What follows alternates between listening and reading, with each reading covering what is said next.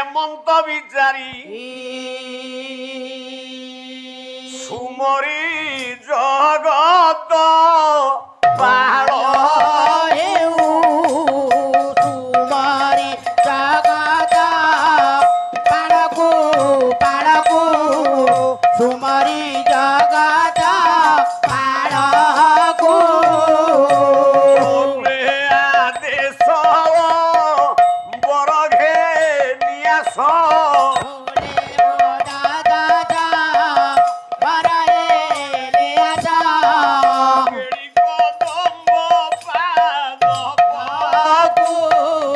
আরে কেশব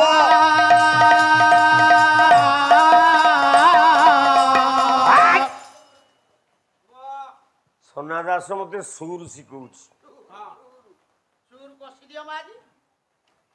ଆମ ଗାଁ ପାଖରେ ଆଜ୍ଞା ଗାଁ ପାଖରେ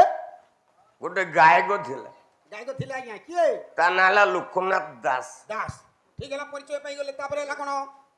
ସେ କହନ୍ତି ମାଇକିନା ତଣ୍ଟି କୋଇଲି ପରାଏ ଅଣ୍ଡିରା ତଣ୍ଟି ଘାବେରା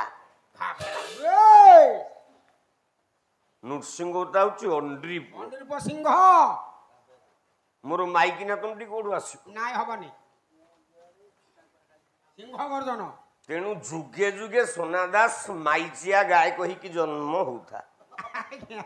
ମୁଁ ଏମିତି ଅଣ୍ଡିରିପ ହେଇକି ଜନ୍ମ ହଉଥିବି ଦି ଜଣ ଯାକ ସାଙ୍ଗ ହେଇକି ଗାଇବା ଗାଇବା କଲା କେଶବ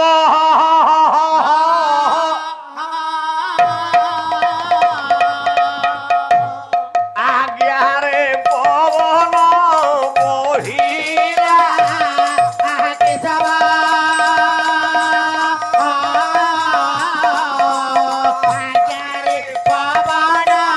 ବହିଲା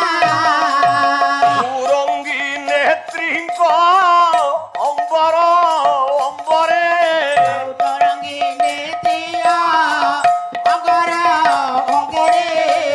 ଉଡ଼ାଇ ନଭରେ ଥୋଇଲା